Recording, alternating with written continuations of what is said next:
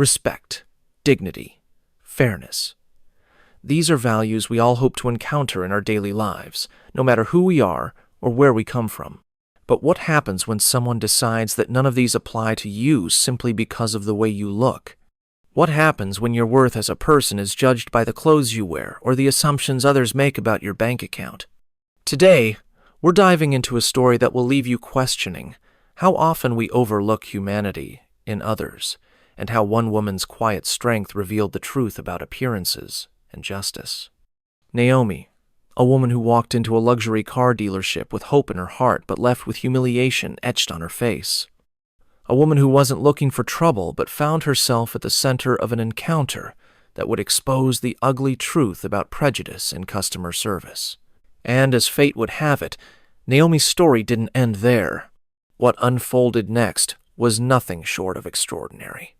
A gleaming showroom filled with cars worth hundreds of thousands of dollars, sleek designs, polished chrome, and salespeople dressed to impress.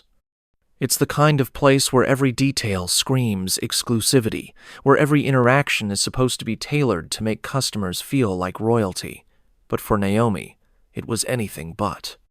She walked in dressed modestly jeans, sneakers, a simple blouse, and that was all it took for Karen, one of the dealership's saleswomen, to decide that Naomi didn't belong. Karen didn't just ignore Naomi. She humiliated her. She dismissed her questions about a car she had every intention of buying and made it clear that Naomi wasn't worth her time. And when Naomi persisted, when she dared to ask for the respect every customer deserves, Karen did something unthinkable. Now, here's where things get interesting. Naomi wasn't just any customer. She wasn't someone looking for a joyride or wasting anyone's time. She was a woman with a purpose, a woman who had spent years building a life rooted in kindness and humility. And while Karen couldn't see past Naomi's casual attire, what she didn't know was that Naomi's husband was Alexander, a billionaire entrepreneur who owned more than one luxury car himself. What happened next would change everything, not just for Karen, but for everyone who witnessed this encounter. It's a story about justice served in the most unexpected way, a story about how appearances can deceive, and how respect should never depend on wealth or status. Before we continue, let me ask you something. Have you ever been judged unfairly? Have you ever felt invisible because someone decided you weren't good enough? Let me know where you're watching from in the comments section below. Don't forget to like this video and hit that subscribe button for more stories that challenge us to think deeper about the world around us. It's easy to overlook the quiet dignity of someone who doesn't flaunt their wealth or status. Naomi was one of those people, humble, kind, and grounded in her values. She wasn't just a woman who had everything. She was someone who understood the importance of treating everyone with respect, regardless of appearances. But as you'll see, not everyone shared her perspective. Naomi grew up in a small town where hard work and kindness were the cornerstones of life. She was the type of person who would stop to help a stranger on the street or volunteer her time at community centers. Even after marrying Alexander, a billionaire entrepreneur known for his sprawling business empire, Naomi chose to live modestly. She believed that wealth didn't define a person's character, actions did. Despite her husband's success, Naomi continued to live by her principles. She often dressed casually jeans, sneakers, and simple blouses, not because she couldn't afford luxury, but because she valued comfort and authenticity over appearances. Her humility was something Alexander admired deeply, but it was also something that others often misunderstood. One morning, Naomi decided to visit a luxury car dealership alone. It wasn't an impulsive decision. She had been thinking about upgrading her car for months. But instead of arriving in designer clothes or with an entourage, Naomi chose to go as herself, a woman curious about the experience everyday customers faced in spaces designed for the ultra-wealthy. The dealership Naomi walked into was nothing short of opulent, a showroom that gleamed like a palace of automotive treasures. The glass walls reflected the polished surfaces of cars worth hundreds of thousands of dollars. Rolls-Royces, Bentleys, Bugattis were lined up like jewels in a display case. each one more impressive than the last. Everything about the space screamed exclusivity, from the marble floors to the soft lighting that highlighted every curve and detail of the vehicles. The air carried a faint scent of leather and cologne, adding to the aura of sophistication. Salespeople moved with practiced precision, their tailored suits and confident smiles designed to impress potential buyers. But amidst all this grandeur, there was an unspoken rule. Appearances mattered. Customers who looked wealthy were greeted with enthusiasm. Those who didn't were often ignored or dismissed outright. Naomi was about to experience this firsthand. As Naomi stepped into the showroom, she felt the weight of judgment almost immediately. The sales staff barely glanced at her as she walked past rows of luxury cars. It wasn't until she approached Karina's saleswoman with an air of superiority that someone finally acknowledged her presence. Karen's eyes flicked over Naomi's outfit jeans and sneaker sand. Her expression shifted from polite curiosity to thinly veiled disdain. "Can I help you?" Karen asked, her tone clipped and uninterested. Naomi smiled politely and pointed to one of the high-end models on display, a Rolls-Royce Phantom with sleek lines and a price tag that could make anyone pause. "I'd like to know more about this car," Naomi said calmly. Karen hesitated for a moment before smirking. "That's one of our most expensive models," she replied. "Are you sure you're looking at the right section?" Her words were polite enough on the surface, but carried an unmistakable edge, the kind that made it clear she didn't believe Naomi could afford such a car. Inside the dealership, Karen's condescending behavior didn't stop at dismissing Naomi. It got worse. Much worse. She wasn't just indifferent. She was openly mocking Naomi in front of her colleagues, and even the few customers who were within earshot. "We don't do joyrides here," Karen said again, this time with a smirk that made it clear she thought Naomi was wasting her time. "These cars are for serious buyers, not—" She paused, letting her eyes drift over Naomi's outfit before finishing her sentence. "People like you." The words hung in the air like a slap to the face. Naomi stood there, stunned but composed. She wasn't someone who easily lost her temper, but the sting of Karen's words was undeniable. Still, she refused to let Karen see how much it hurt. Instead, she calmly replied, "I'm not here for a joyride. I'm here to buy a car." Karen laughed, a short, sharp sound that felt more like an insult than amusement. "Oh, really?" she said sarcastically. "And how exactly were you planning to pay for it? With pocket change?" Her tone dripped with derision as she glanced at her colleagues, who chuckled quietly in agreement. Naomi could feel the eyes of everyone in the showroom on her now. Some looked curious. Others seemed amused by the spectacle Karen was creating. But Naomi didn't say another word. She simply turned and began walking toward the exit. Karen wasn't done yet. As Naomi reached the door, Karen called out loudly enough for everyone to hear, "Next time you want to waste someone's time, try a used car lot." The laughter that followed was like salt in an open wound. Humiliated but determined not to let it show, Naomi stepped outside into the fresh air. She felt tears welling up, but blinked them away quickly. She had always believed in treating others with kindness and respect, values that were clearly lost on Karen and her colleagues. Naomi pulled out her phone and took a deep breath before dialing Alexander's number.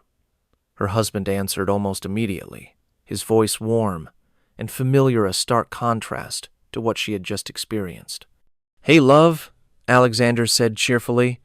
"How's your day going?" For a moment, Naomi hesitated.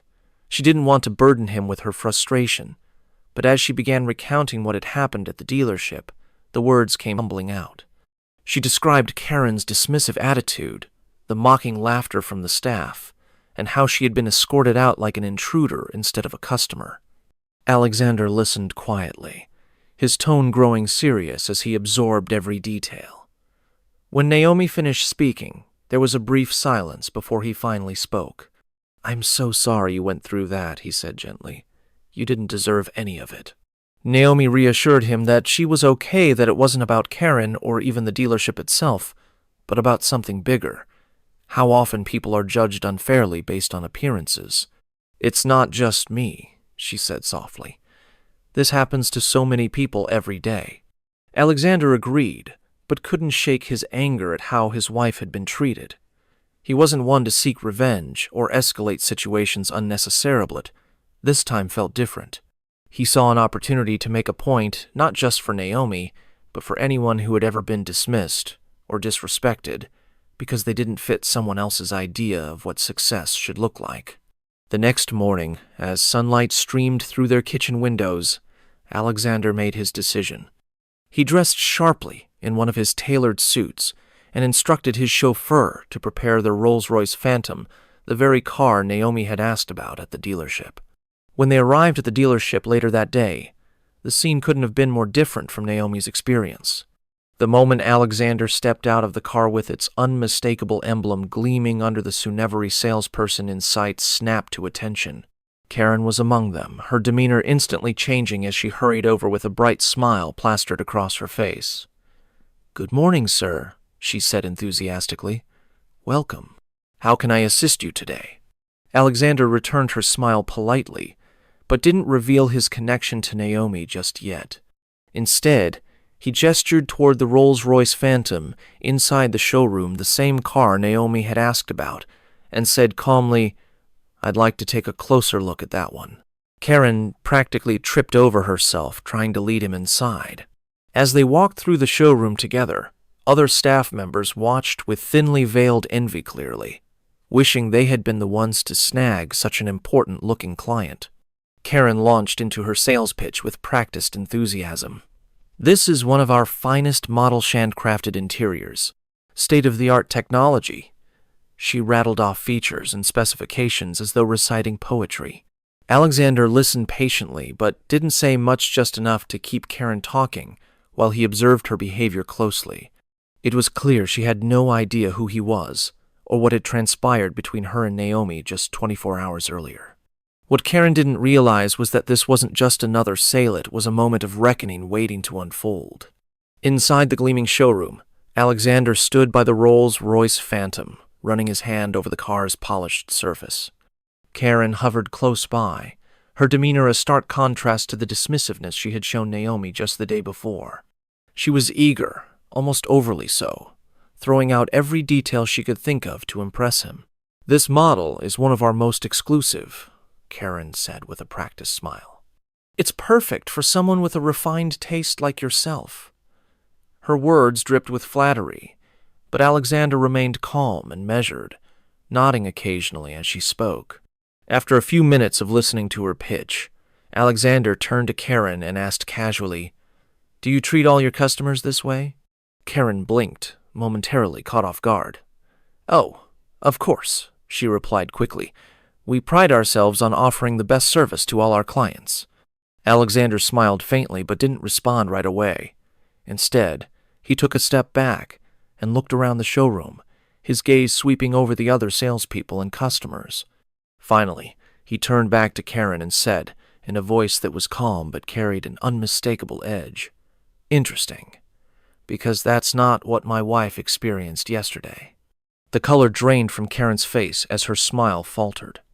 "Your wife?" she stammered, her confident demeanor beginning to crack. Alexander nodded slowly. "Yes," he said evenly. "Naomi Collins. She came here yesterday looking to buy this exact car. But instead of being treated with respect, she was humiliated and escorted out because you decided she didn't look like someone who belonged here." Karen's eyes widened as realization dawned on her. The other salespeople in the showroom had stopped what they were doing and were now watching the scene unfold with growing interest. "You see," Alexander continued, his voice steady but firm, "what you failed to understand is that respect should never depend on appearances. My wife didn't come here to prove anything to you or anyone else. She came here because she believed this dealership represented quality and professionalism. But instead of living up to those standards, you judged her based on her clothes and made assumptions about her worth." Karen opened her mouth to respond, but no words came out. The weight of Alexander's words hung in the air like a heavy cloud. By now, The dealership manager had arrived on the scene, looking visibly uncomfortable as he realized what was happening. He stepped forward hesitantly and addressed Alexander directly. "Mr. Collins, I deeply apologize for any misunderstanding or mistreatment your wife may have experienced here yesterday." The manager's apology was profusimos desperatus. He tried to salvage the dealership's reputation in front of such an influential client. He offered compensation in various forms, discounts, complimentary services, anything he could think of to make amends. But Alexander wasn't interested in free perks or hollow apologies.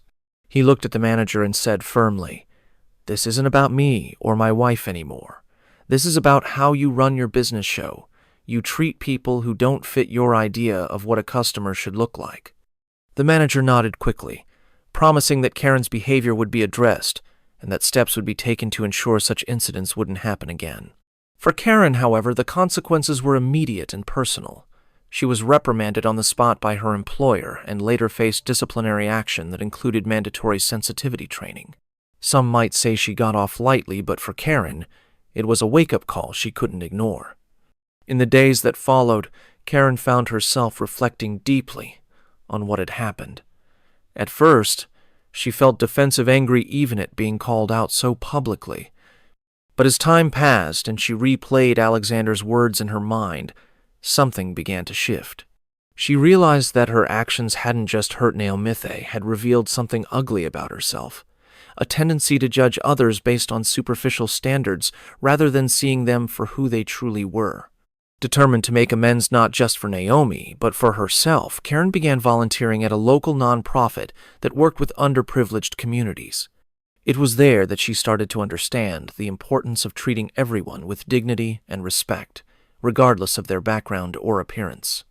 One day, while helping a young woman prepare for a job interview at the nonprofit center, Karen found herself thinking about Naomi again. She realized that if someone like Naomi, a woman of quiet strength and humility, could endure such humiliation with grace, then surely Karen could learn from her mistakes and strive to do better.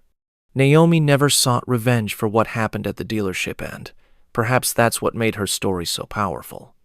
Her quiet dignity in the face of humiliation inspired change, not just in Karen, but in an entire system that had allowed prejudice to go unchecked for far too long.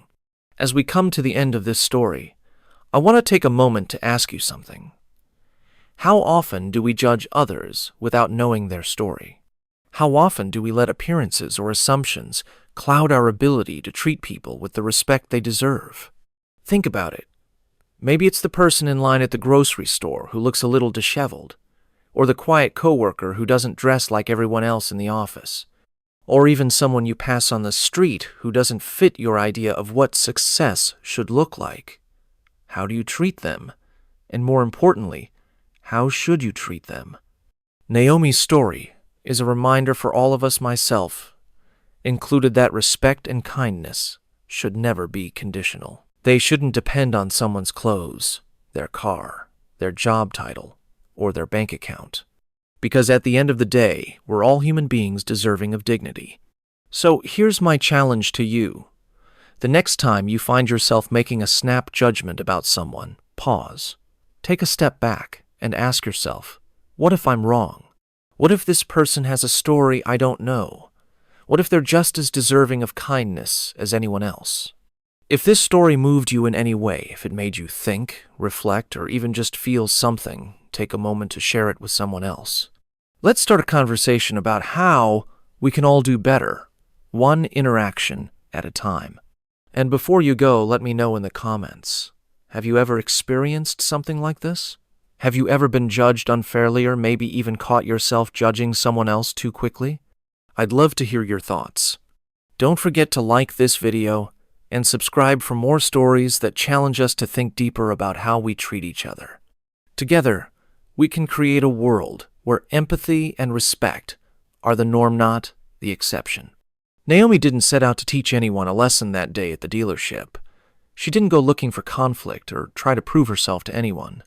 And yet, through her quiet strength and unwavering dignity, she managed to spark change, not just in Karen, but in an entire system that had allowed prejudice to thrive. And Alexander? He could have stormed into that dealership with anger and demands. He could have used his wealth and influence to humiliate Karen or seek revenge. But instead, he chose a different path rooted in principle and purpose. By calmly confronting the issue and holding those responsible accountable, he demonstrated that true power lies not in wealth, but in integrity. This story isn't just about Naomi or Alexander or even Karen, it's about all of us. It's about how we choose to see each other, and how those choices shape our interactions, our communities, and ultimately, our world. Imagine what could happen if we all adopted Naomi's grace and Alexander's sense of justice. Imagine a world where kindness isn't reserved for the wealthy or well-dressed, but extended freely to everyone where respect isn't earned by appearances, but given because it's simply the right thing to do. Thanks for watching, and don't forget to subscribe.